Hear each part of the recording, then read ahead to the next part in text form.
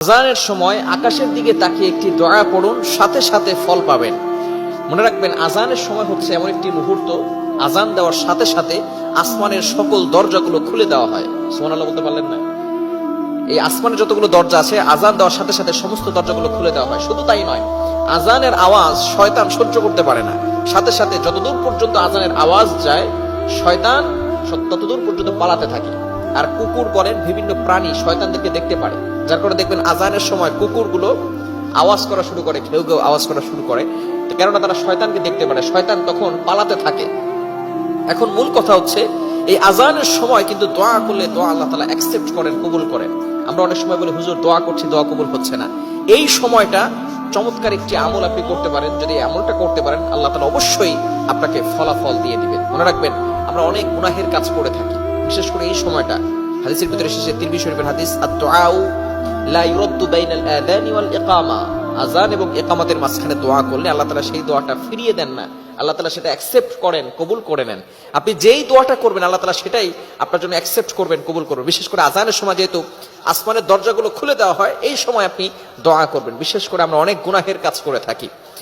নবীজি সাল্লাল্লাহু আলাইহি ওয়াসাল্লাম, তার সামনে আগে পরে পিছনে কোনো গুনাহ ছিল না, তারপরও নবীজি, এক হাদিসের ভিতরে এসেছে প্রতিদিন তিনি 70 বার ইস্তেগফার করতেন। অন্য হাদিসের ভিতরে এসেছে নবীজি সাল্লাল্লাহু আলাইহি ওয়াসাল্লাম দৈনিক 100 বার ইস্তেগফার পড়তেন।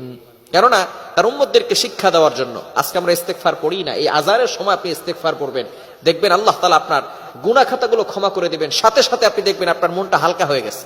গুনাহ করলে দেখবেন মনটা ভারী হয়ে যায়, আস্তে আস্তে গুনাহ করতে করতে কলব কালো হয়ে যায়, ব্ল্যাক কালার হয়ে যায়। আর যখন আপনার গুনাহ ক্ষমা করা শুরু করা হবে, তখন থেকে দেখবেন আপনার মনটা হালকা হবে। এজন্য আযানের সময় আকাশের দিকে তাকিয়ে আপনি সাইয়্যিদুল ইস্তেগফার পড়বেন। বুখারী শরীফের হাদিস, শাদ্দাদ ইবনে আউস রাদিয়াল্লাহু তাআলা আনহু থেকে বর্ণিত, তিনি বলেন, এই সাইয়্যিদুল ইস্তেগফার যদি কোনো ব্যক্তি দিনে পড়ে, ওই দিনে যদি সে ইন্তেকাল করে, দুনিয়া থেকে বিদায় নেয়, আল্লাহ তাআলা সাথে সাথে তার জন্য জান্নাতের ব্যবস্থা করবেন। আবার কোনো ব্যক্তি যদি রাতে পড়ে সাইয়্যিদুল ইস্তেগফার, ওই রাতে যদি কোনো ব্যক্তি মারা যায়, আল্লাহ পাক রব্বুল আলামিন তাকেও জান্নাতের ব্যবস্থা করে দিবেন। সাইয়্যিদুল ইস্তেগফার কে কে পারি? হ্যাঁ, দেখছেন অনেকেই পারে না। সাইয়্যিদুল ইস্তেগফার শিখবেন, এটা হচ্ছে হোমওয়ার্ক, বাসায় গিয়ে এটা পড়বেন। আল্লাহুম্মা আনতা রাব্বি লা ইলাহা ইল্লা আনতা খালাকতানি ওয়া আনা আবদুকা ওয়া আনা আলা আহদিক ওয়া ওয়া'দিকা মাস্তাতা'তু আউযু বিকা মিন শাররি মা সানা'তু আবু'ু লাকা বিনি'মাতিকা আলাইয়া ওয়া আবু'ু লাকা বিযামবি ফাগফিরনি ফাইন্নাহু লা ইয়াগফিরুয যুনুবা ইল্লা আনতা। নবীজি সাল্লাল্লাহু আলাইহি সাল্লাম কি চমৎকার কথাগুলো এখানে জানিয়ে দিয়েছেন। যেহেতু সময় নাই, আমি ব্যাখ্যা করতে যাব না।